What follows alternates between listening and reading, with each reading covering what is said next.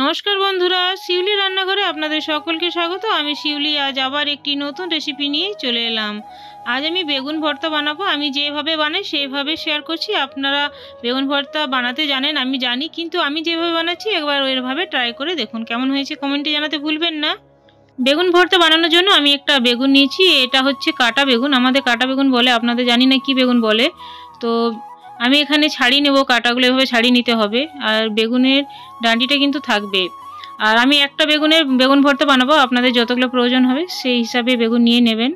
প্রথমে আমি একটু তেল লাগিয়ে নেব, ভালোভাবে তেলটা মাখিয়ে নেব, আর তারপর কেটে নিতে হবে। তো আপনারা কেটে নেওয়ার পরও তেলটা লাগিয়ে নিতে পারেন, যেটা মানে সুবিধা বুঝবেন সেটা আগে করবেন।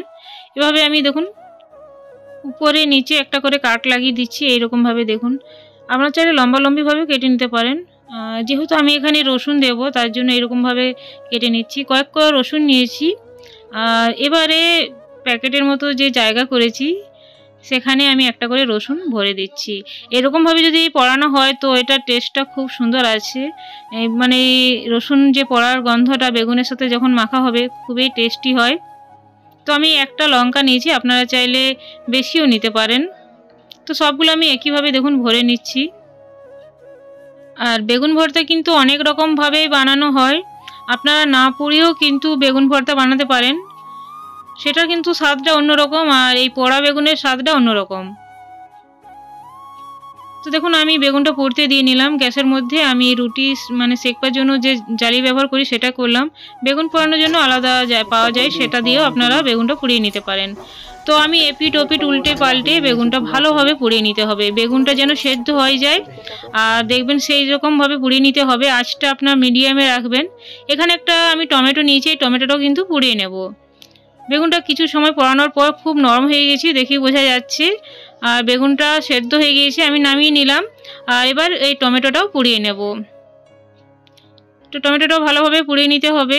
আপনারা চাইলে বড় দিতে পারেন, আমি মাঝারি সাইজের একটা টমেটো পুড়িয়ে নিচ্ছি। বেগুন ভর্তার সাথে এই টমেটো পোড়ার টেস্টটা খুব সুন্দর আসে। এটাও পুড়িয়ে নিলাম। আর এবার আমি দেখুন নিচে রেখে নিলাম, একটু ঠান্ডা করে নেব। আপনারা চাইলে এখানে একটু জল দিয়ে মানে বেশিক্ষণ রাখবেন না, ধুয়ে নিতে পারেন।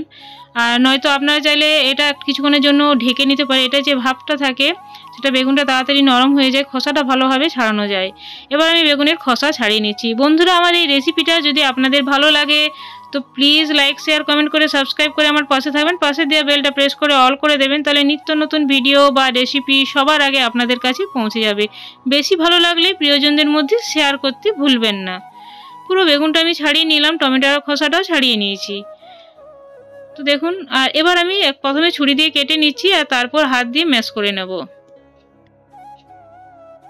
পুরনো বন্ধুদেরকে অনেক অনেক ধন্যবাদ আমার পাশে থাকার জন্য। নতুন বন্ধুরা যদি ভিডিওটা একটু ভালো লাগে তো একটি লাইক করে শেয়ার করে আর একটা কমেন্ট করবেন, চ্যানেলটিকে সাবস্ক্রাইব করে আমার পাশে থাকবেন, এই অনুরোধ রইল। সবগুলো আমি দেখুন ছুরি দিয়ে প্রথমে কেটে তারপর হাত দিয়ে ম্যাশ করে নেব। এখানে আরও কিছু জিনিস অ্যাড করব যেটাতে স্বাদটা আরও বাড়িয়ে দেবে। তো এবার আমি ম্যাশ করে নেব হাত দিয়ে, তারপরে আমি দেখাচ্ছি। দেখুন ম্যাশ করে নিয়েছি। এবার এখানে আমি একটা বড় সাইজের পেঁয়াজ কুচি করে নিয়েছি, এরকমভাবে কুচি করে নিতে হবে। কিছু পরিমাণ ধনেপাতা কুচিও আমি দিয়ে নিলাম। ধনেপাতা এখন শীতকালে পাওয়া যাচ্ছে, এটা দিলে খুব সুন্দর মানে টেস্টটা আসবে। তারপর আমি স্বাদ মতো লবণ দিয়ে নেব।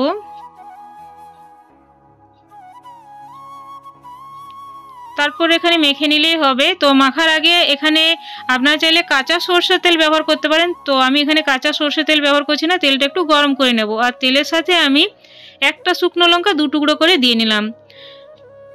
লঙ্কাটা ভাজা হয়ে গেছে, তেলটাও গরম হয়ে গিয়েছে। এবার আমি ওই বেগুন ভর্তার সাথে দিয়ে তারপর ভালোভাবে মেখে নেব। তো তেলটা দেওয়ার আগে প্রথমে আগের উপকরণগুলো আমি একটু মেখে নিচ্ছি, কারণ তেলটা খুবই গরম আছে, ওটা একটু নামিয়ে রেখেছি। আর এবার প্রথমে এটা মেখে নিয়ে তারপর আমি তেলটা দিয়ে নেব। যদি শুকনো লঙ্কা তেলের মধ্যে এরকমভাবে ভেজে দেওয়া হয় তো এটার টেস্টটা খুবই সুন্দর আসে। যে কোনো ভর্তাতে আপনারা শুকনো লঙ্কাটা এভাবে ভেজে দেওয়ার চেষ্টা করবেন। আপনারা চাইলে রসুনটাও ভেজে দিতে পারেন। তো এরকমভাবে মেখে নিলে আমাদের ভর্তা একেবারে রেডি।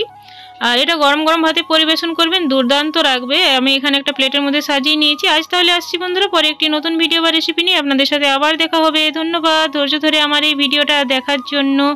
Thanks for watching.